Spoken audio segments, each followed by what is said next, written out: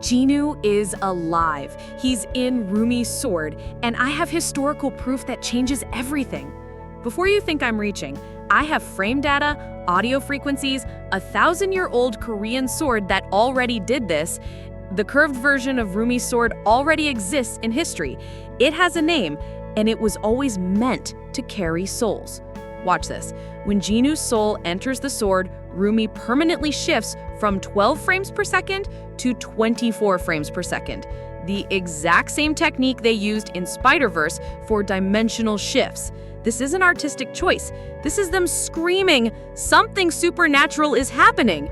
But nobody caught that the sword doesn't just transform. It evolves into something that already existed. Evidence 1. Turn up your volume during the transformation. That bell chime matches the exact frequency used for the Han moon throughout the film. Genu's soul is literally being tuned to the sacred frequency. Evidence 2. Those constellations aren't random.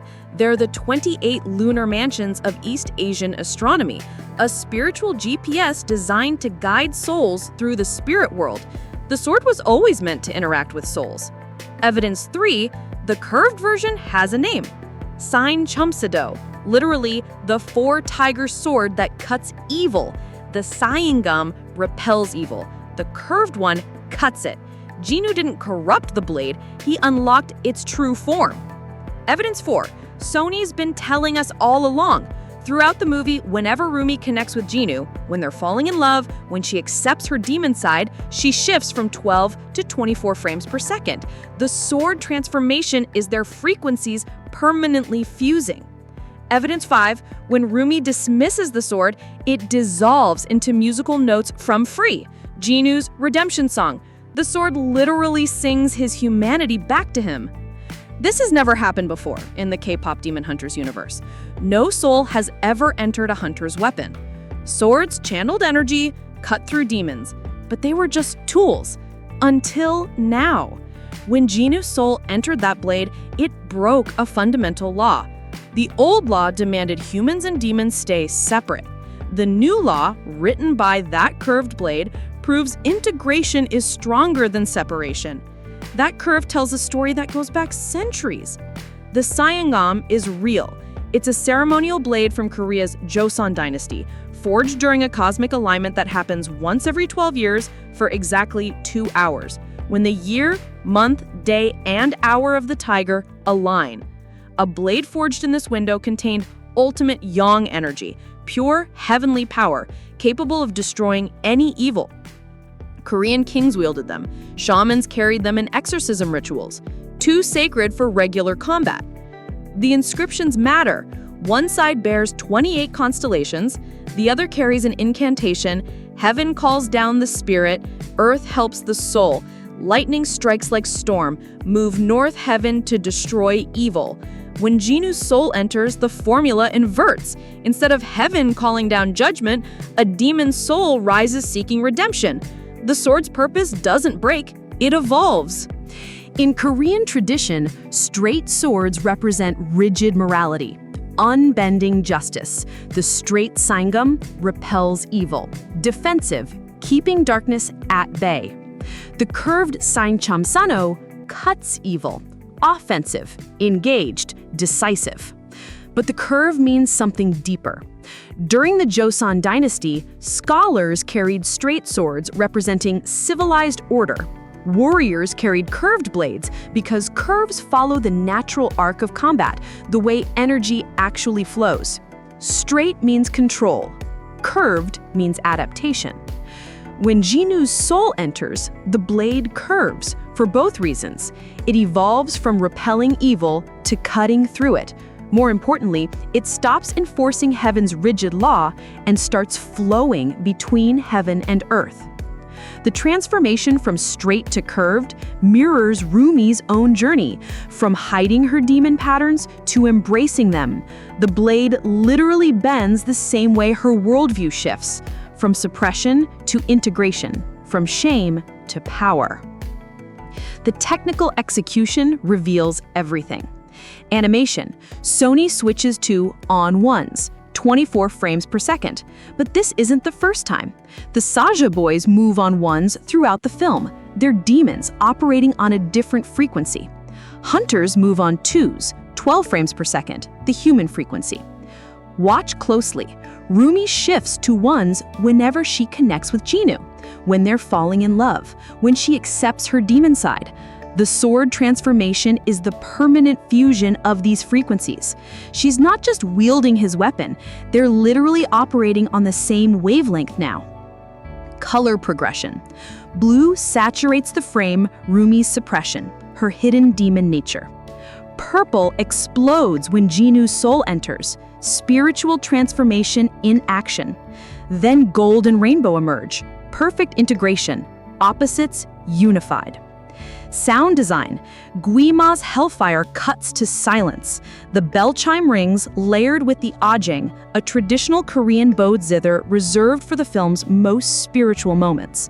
Beneath it all, a processed whisper, Jinu's voice breathing Rumi's name. The blade itself shifts from angular to organic, static purple to luminous blue with rainbow edges. That blue matches the exact shade of redeemed souls in this universe. Frame-by-frame analysis reveals the truth. Before transformation, Rumi fights like a classical hunter. Vertical slashes, static blocks, direct thrusts, moving on 2s, the human frequency.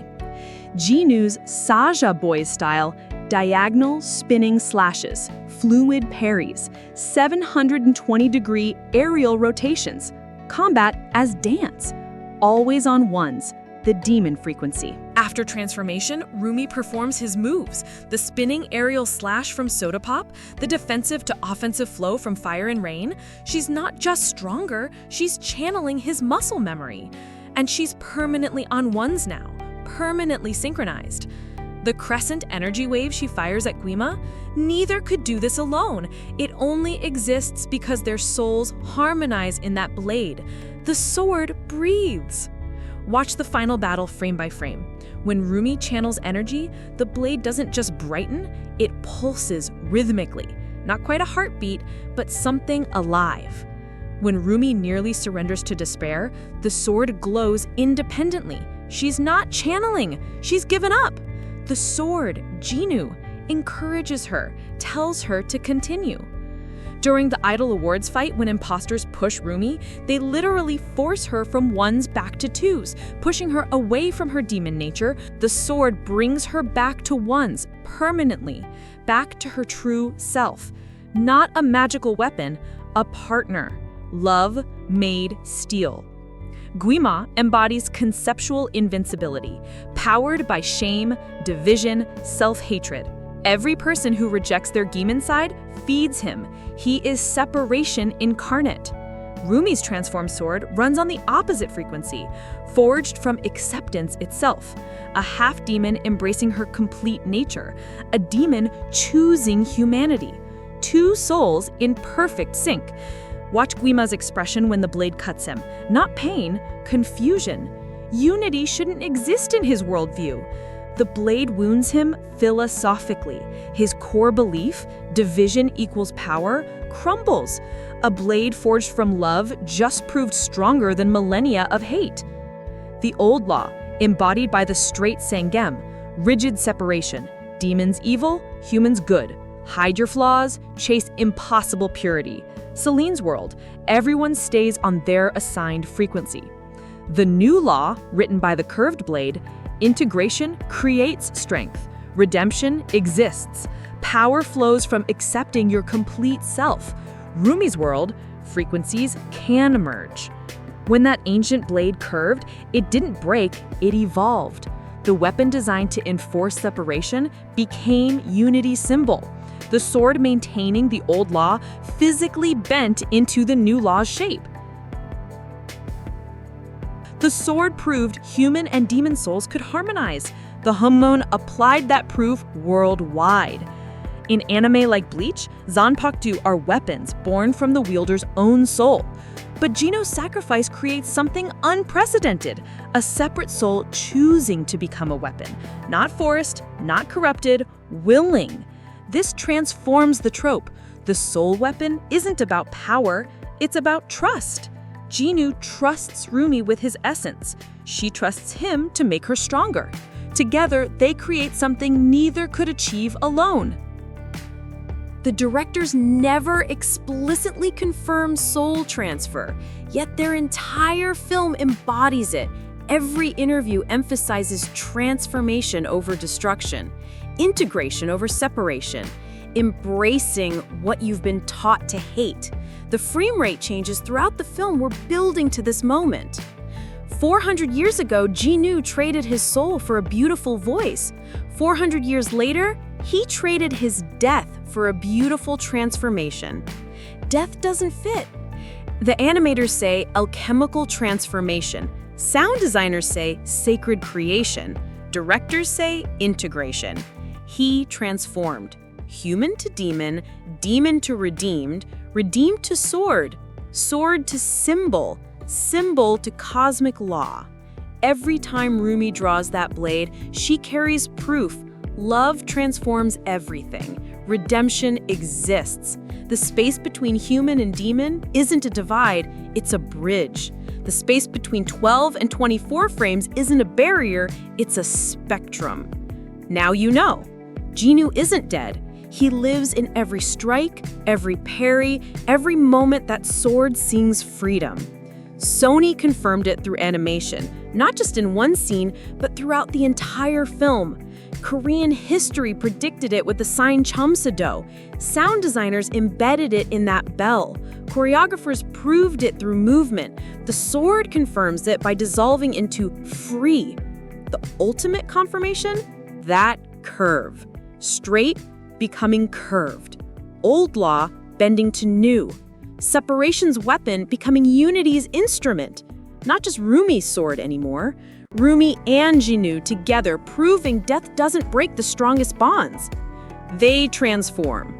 Like blades learning to curve, like shame becoming pride, like demons becoming heroes, like weapons becoming souls. Watch the movie again tonight. Listen for the bell. Watch the pulse. Count the frames. See the rainbow. Because now you know what that sword really is. The first love song ever forged in steel.